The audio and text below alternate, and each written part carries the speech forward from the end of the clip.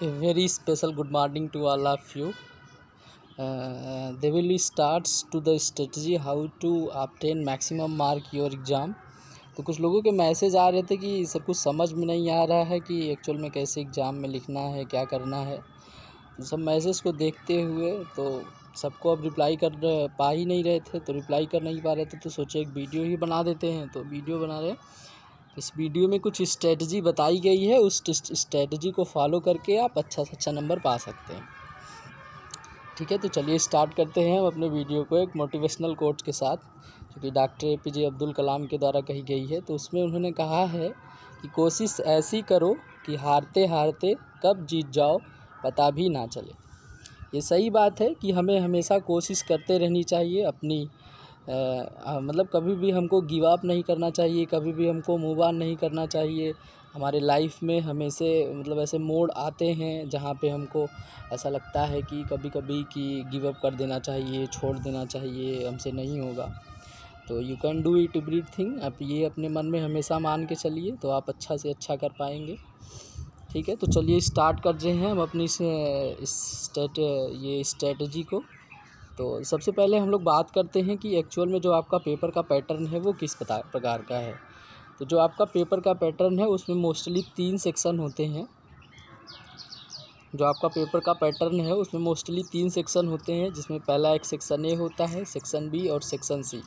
Section A में mostly आपको fundamentals दिए जाते हैं। फंडामेंटल्स मतलब कि जो ऑनलाइनर टाइप के होते हैं, जिसको मैक्सिमम आपको 50 वर्डों में एक्सप्लेन करने होते हैं।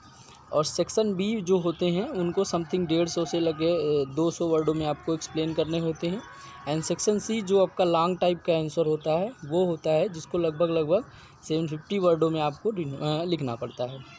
तो ये वर्डों का बहुत बड़ा मायने नहीं रखता। आप ऐसा नहीं है कि अब वर्ड गिनने लगे, लिखने के बाद 50 वर्ड लिखने के बाद फिर गिनने लगे कि 50 वर्ड हुआ कि नहीं हुआ। तो ऐसा नहीं करना आपको। आपका मैटर अगर 2 लाइन 3 लाइन में समाप्त हो जा रहा है तो that is sufficients. They can not count the words 50 words हुए हैं कि नहीं, ऐसा आपको काउंट नहीं करना है। ठीक है, तो आप वैसा ही कंटेंट दें जिससे एग्जामिनर अच्छे से समझ में आए। ठीक है, तो कंटेंट आप ऐसा दीजिए कि जाके एग्जामिनर उसमें इधर उधर ना भटके, तो एग्जामिनर आसानी से समझ सके कि एक्चुअल में बच्चा कहना क्या चाह रहा है। तो चलिए आगे स्ट्रेटजी की बात करते हैं हम लोग। तो आगे की जो स्ट्रेटजी दी गई है इसमें आप लोगों को बताया गया है कि क्या क्या स्ट्रेटजी आप फॉलो करेंगे। जो इसमें लगभग 10 पॉइंट हमने मेंशन किया है। आप अगर इस पॉइंट को एग्ज़ाम में मेंशन करते हैं तो आप अच्छा नंबर पा सकते हैं। ठीक है,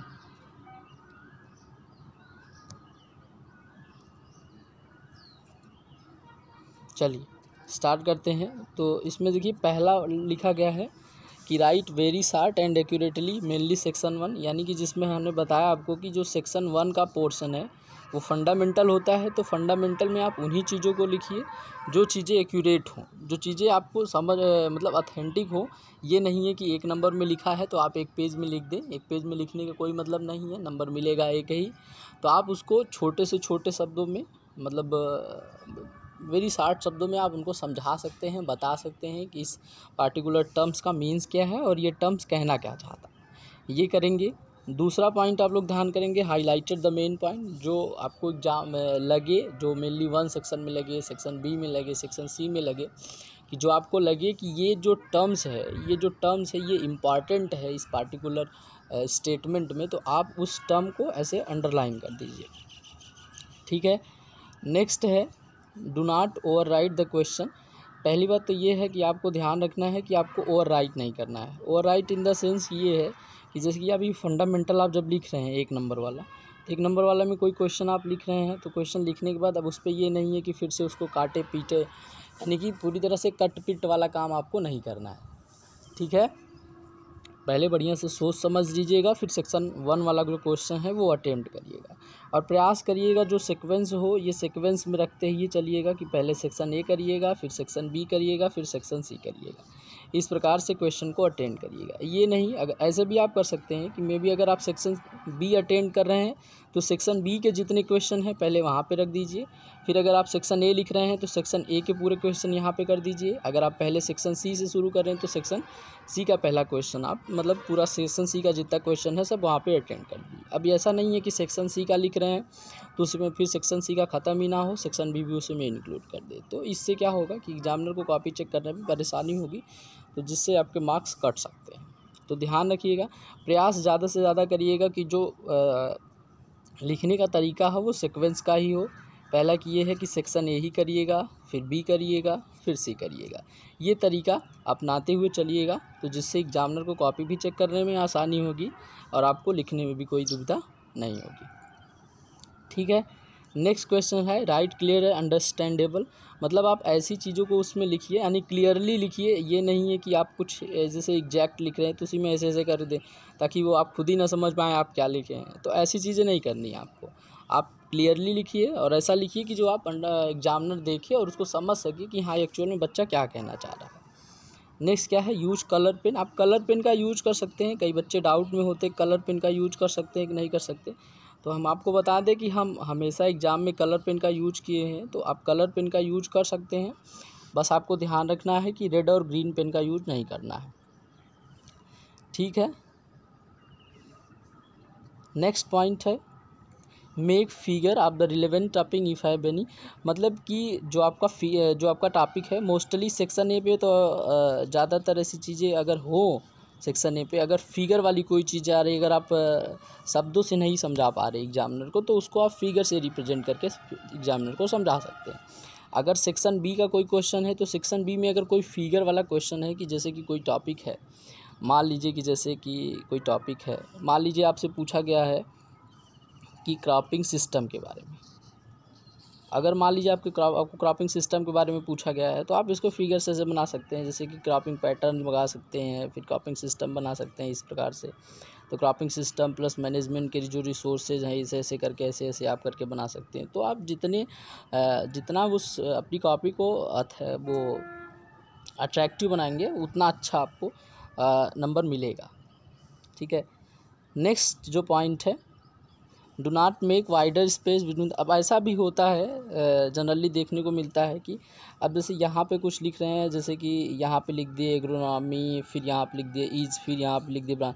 तो ये जो इतना स्पेस आप लोग छोड़ें, इतना स्पेस आपको नहीं छोड़ना है, स्पेस को मेंटेन करना है। यानी कि ये नहीं है कि ये बोर्ड की कॉपी है, यूपी बोर्ड की कॉपी है, यूनिवर्सिटी बोर्ड की कॉपी है, तो यहाँ पे आपको जनरली ध्यान रखना पड़ेगा कि ज़्यादा स्पेस हम लोग बिटवीन द सेंटेंस ना रखें, दो सेंटेंस के बीच में हम लोग ज़्यादा स्पेस ना रखें। ये चीज़ें आप लोग जनरली ध्यान दीजिएगा। नेक्स्ट क्या है focus on mostly heading and topic. जैसे इसमें ये भी होता है कि जैसे आप कोई जैसे चीज़ें दी जाएगी, मान लीजिए सपोज दैट कि आपका कोई पेपर है, मान लीजिए आपकी एग्रोनॉमी का ही पेपर है, तो एग्रोनॉमी में कोई पेपर आ गया, उसमें आपसे पूछ लिया गया कि राइस के कल्टीवेशन के बारे में आप लिखिए। तो राइस के कल्टीवेशन के बारे में आपको क्या करना है, तो पहले जो मेन हेडिंग है, पहला आपको इकोनॉमिक इंपॉर्टेंस मेंशन कर देना है, फिर एरिया एंड डिस्ट्रीब्यूशन मेंशन कर देना है, फिर उसके बाद सॉयल एंड क्लाइमेट मेंशन कर देना है। तो आप फोकस करिए हेडिंग्स पे, हेडिंग्स को मोस्टली हाईलाइटेड करिए कि जो उसके अंदर एक तो मेन हेडिंग होगी, फिर उसके बाद एक सब हेडिंग होगी। तो जो मेन हेडिंग होगी वो तो आप जनरली जो बोल्ट में लिखिएगा, मतलब कोई पेन ऐसी हो कि जो बोल्ट हो यानी दिखाई दे, और ये जो सब हेडिंग होगी इसको आप लोग ऐसे ऐसे हाईलाइटेड कर दीजिएगा। तो इससे पता चलेगा कि ये जो पॉइंट लिखा गया है इसके अंतर्गत, तो एग्जामिनर पॉइंट को ही देख के बता देगा कि हाँ बच्चा एक्चुअल में समझ रहा है इसके बारे में, तो वो आपको अच्छा नंबर दे देगा। नेक्स्ट क्या है यूज टेबल ग्राफ पर। तो अगर आपके उस पार्टिकुलर जो टॉपिक है, मान लीजिए कि आपको कोई मिल्क के बारे में पूछ लिया गया, तो अब मिल्क के बारे में आप तो बताएंगे कि ये लैक्टियल सेक्रेशन है, पहली बार माता बच्चे के जन्म देने के बाद ये प्राप्त होता है, तो आप तो ये लिखेंगे ही ना। तो इसमें क्या करना है, आपको एक टेबल भी बना देना है, जैसे कि वाटर कितना है, प्रोटीन कितना है, मिनरल कितना है। तो ये टेबल अगर आपका कोई टॉपिक है, मान लीजिए अगर न्यूट्रिएंट से रिलेटेड कोई टॉपिक है, अगर उसमें कोई फिगर वगैरह है तो आप उसमें फिगर का यूज कर सकते हैं, ये टेबल का यूज कर सकते हैं।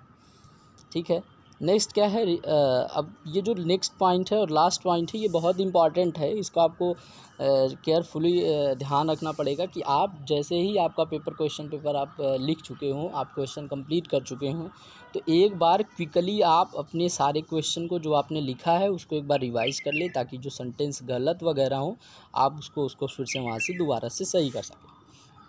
अब ऐसा भी होता है, लोग लिखने के बाद इतने उतावले हो जाते हैं कि ये तो कहते हैं कि अब तो मेरा हो गया है, अब तो कुछ नहीं होगा। तो अब ऐसा भी होता है, कभी कभी बीच में गलत हो जाता है, कहीं कहीं पे सेंटेंस हम लोग छोड़ देते हैं, कहीं कहीं पे छोड़ देते, सोच देते हैं कि ये वाला सेक्शन हम बाद में कर देंगे। तो ऐसा चीज़ें ना हो, इससे बचने के लिए आप क्या करेंगे कि जैसे ही आप पूरा क्वेश्चन लिख लें, क्वेश्चन लिखने के बाद आप पीछे से जितना आप लिखे हैं उसको एक बार रिवाइज़ कर लें, क्विक रिविज़न कर लें, जिससे आप उसमें टर्म्स अगर नए आपको कुछ मिल रहे हैं, समझ में आ रहे हों, तो ध्यान रखते रहिए। तो कहावत है ना, कही जाती है कि जहाँ पे आपका दिमाग काम नहीं करता वहाँ पे आपकी मतलब आपकी जो हैंड राइटिंग होती है, आपका हाथ काम करता है। मतलब क्या होता है, कभी कभी ऐसी चीज़ें होती हैं ना कि जब हमारे माइंड से वो उतर रही हो, तो जैसे हमने प्रैक्टिस की हुई है लिखने की, बहुत ज़्यादा प्रैक्टिस की हुई, तो वो उससे आसान हो जाता है। तो ये चीज़ें ध्यान में रखनी पड़ती है। ठीक है, तो ये कुछ पॉइंट हैं, इनको आप लोग ध्यान रखिएगा। एक बार क्विक रिवीजन कर देते हैं। पहला, सेक्शन ए को मोस्टली छोटे फॉर्म में लिखना है, ऐसा लिखना है ताकि एग्जामिनर समझ में आए। मतलब कट पिट ज़्यादा नहीं करना है, सीक्वेंस में लिखना है, और राइटिंग ज़्यादा नहीं करनी है हमको, ज़्यादा स्पेस नहीं लिखना है। Webbed in the sentence figure का यूज करना है। रेड पेन और ग्रीन पेन का यूज आपको नहीं करना है एग्ज़ाम में, आप अदर कलर पेन का यूज कर सकते हैं। आपको एग्ज़ाम क्वेश्चन पेपर सारा सॉल्व करने के बाद एक बार पूरा फिर से रिवाइज करना पड़ेगा। ठीक है, अब कुछ अदर चीज़ें जो हैं आपको एग्ज़ाम में ध्यान देनी पड़ेंगी, वो ये हैं कि आप लोग एग्ज़ाम में स्केच पेन का यूज़ ना करिएगा, यानी कि जो मार्केट में मिलती है ब्लैक स्केच खास करके। इससे क्या होता है कि ये कॉपियों में ये जो होता है ना, ये फिर फैलने लगती हैं थोड़ा सा। अगर ये इसमें गर्मी वगैरह पड़ती है, कॉपी पे दबाव पड़ता है, तो ये फिर फैलने लगती है। तो फैलने से क्या होता है, एक पेज का दूसरे पेज पे चला जाता है, तो इससे थोड़ी सी प्रॉब्लम हो जाती है। तो आप लोग जनरली जेल पेन का यूज़ ना करिएगा, डार्ट पेन का ही यूज करिएगा। ठीक है, डार्ट पेन का यूज करिएगा, जेल पेन का यूज मत करिएगा, स्केच का उपयोग मत करिएगा। और चीज़ें हमेशा ये नहीं है कि लिख दिए तो हथवा से खींच दिए, हाथ से ही ऐसे लाइन खींच दिए। तो ये जनरली आप लोग एक स्केल ले लीजिएगा, स्केल से ऐसे इसको अंडरलाइन कर दीजिएगा। ठीक है, और कुछ लोग क्या होते हैं कि इधर से भी बढ़िया से लाइन खींच देते हैं, इधर से भी, इधर से भी, इधर से भी। तो अब कुल मिला जुला के इधर वाला स्पेस इधर कर दिए, ख़त्म कर दिए, इधर ख़त्म कर दिए, इधर ख़त्म कर दिया, बचा इसी में। तो इससे करते करते वो लोग क्या करते हैं, इतनी जल्दी कॉपी भर देते हैं, कहते हैं हमको बी कॉपी चाहिए। तो आपको ऐसे नहीं करना, एक लाइन इधर से होती है, आपको बस एक लाइन इधर से हल्का सा कर देना।